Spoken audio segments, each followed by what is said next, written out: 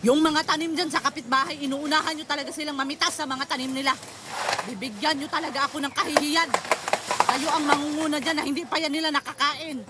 Talagang ipapahiya nyo talaga ako ng todo. Kayo ang nagbibigay ng dahilan para machismis talaga tayo dito. Kaya pala paglalabas tayo ng bahay, panay ang tingin nila sa akin.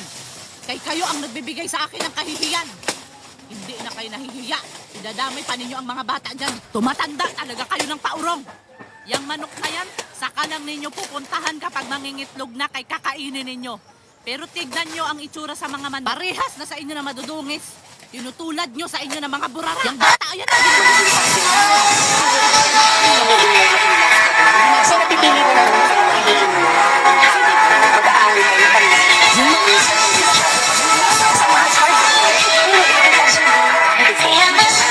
I mean, sure, there's gonna be issues.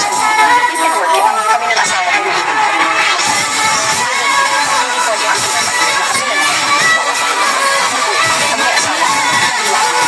Ikaw, lagi ka asawa.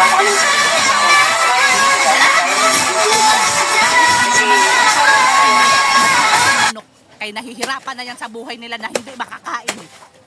Maawa na lang talaga tayo. Sana nga hindi na yan magpahuli sila. Para makaligtas na sa inyo. Kahit hindi patapos ang mga gawain sa bahay, nagsipaglayas na naman. Kay makipag-sosyalira na naman.